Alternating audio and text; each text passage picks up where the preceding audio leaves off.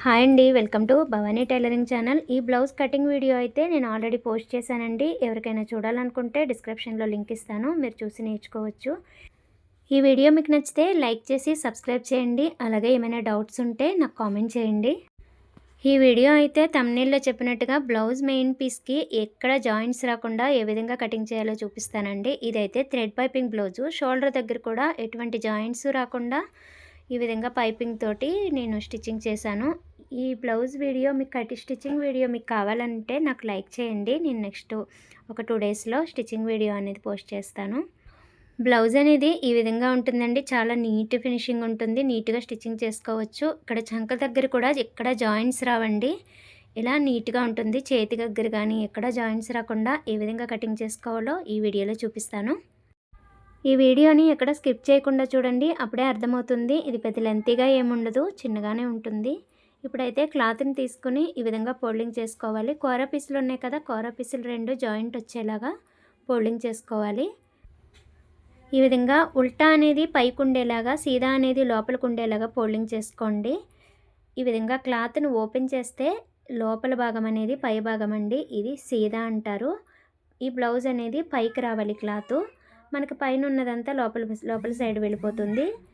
ఇలా ఈ విధంగా కటింగ్ చేసుకున్న తర్వాత ఒక పీస్‌కి మనము ఉల్టా సీదా చూసుకోవాల్సిన అవసరం లేకుండా ఎక్కడైతే మనము బ్యాక్ పార్టు, ఫ్రంట్ పార్టు వస్తుందో ఆ పార్ట్‌లలో ఇలా మార్కింగ్స్ చేసేసుకుంటే ఈజీగా ఉంటుంది స్టిచ్చింగ్ చేసినప్పుడు. ఈ మార్కింగ్స్ ఉన్నది ఉల్టా అని మనకి తొందరగా అర్థమైపోతుంది.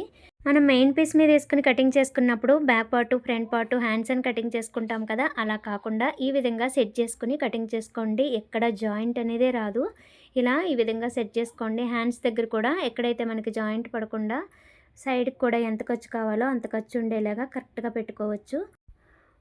బ్యాక్ పార్ట్ ఇలాగా ఫోల్డింగ్ దగ్గర వేసుకుని హ్యాండ్స్ ఓపెన్ సైడ్ వేసుకోవాలి. అంతే. షేప్ బెల్ట్ ఇంకా ఫ్రంట్ పీస్‌లు కూడా మనం క్రాస్ కటింగ్ చేసుకున్నాం కదా! ఈ బ్లౌజ్ అయితే ఈ విధంగా క్రాసే ఉండేలాగా క్లాత్ మీద వేసుకుని ఈ విధంగా సెట్ చేసుకొని కటింగ్ చేసుకోవాలి.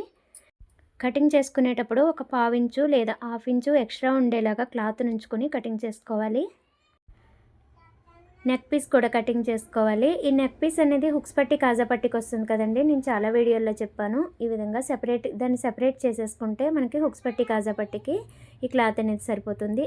కాజా పట్టికే క్లాత్ అనేది సరిపోతుంది.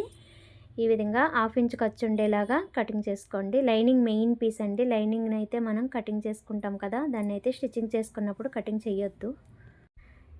ఇదే విధంగా ఫ్రంట్ పార్ట్‌ని, బ్యాక్ పార్టు ఇంకా హ్యాండ్స్, షేప్ బెల్ట్‌లు కూడా ఇదే విధంగా కటింగ్ చేసుకోవాలి. ఇలా ఖర్చు ఉండేలా కట్ చేసుకోండి. ఈ విధంగా ఎక్స్ట్రా అనేది కట్ చేసుకోవాలి. మనకి లైనింగ్‌కి అయితే జాయింట్లు పడతాయి. ఎందుకంటే లైనింగు కస్టమరు 1 మీటర్ కంటే తక్కువ ఇచ్చారండి ఇది. అందుకే హ్యాండ్స్‌కి చూసారుగా ఎక్కువగా జాయింట్లు పడుతున్నాయి. మీ కటింగ్ వీడియో చూసినా అర్థమవుతుంది. మీరు ఎప్పుడైనా సరే ఒకవేళ టైలర్‌కి ఇస్తున్నారు బ్లౌజులు స్టిచ్చింగ్ చేయమని అంటే లైనింగ్ అనేది ఎక్కువగా ఇవ్వండి. ఎందుకో తెలీదు, ఒక 10,000 పెట్టి పట్టు చీర కొన్న లైనింగ్ అనేది నాకు 80 సెంటీమీటర్సే సరిపోతుంది, 1 మీటరే సరిపోతుందని అంటూ ఉంటారు.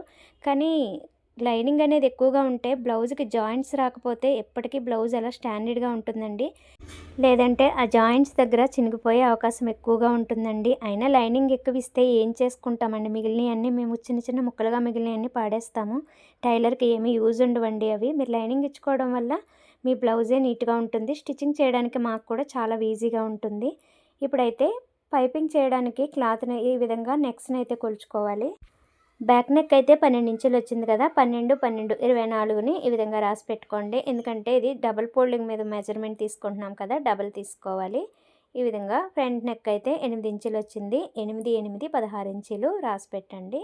హ్యాండ్స్ కూడా పైపింగ్ చేయాలి కాబట్టి హ్యాండ్స్ భాగాన్ని కూడా కొలుచుకోవాలి.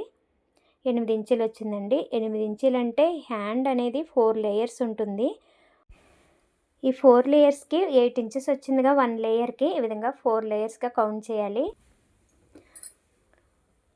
ఈ విధంగా కౌంట్ చేసుకొని 4, 8 జా 32 వస్తుందండి. ఈ 32ని కూడా ఇక్కడ రాసి పెట్టుకొని ఈ మొత్తాన్ని 24 ఇంచెస్, 16, 32ని కౌంట్ చేసుకోవాలి. మొత్తం టోటల్‌గా ఎంత వచ్చింది? 72 ఇంచీలు వచ్చింది. ఈ 72 ఇంచీలు వచ్చేలాగా క్లాత్‌ని కటింగ్ చేసుకోవాలి.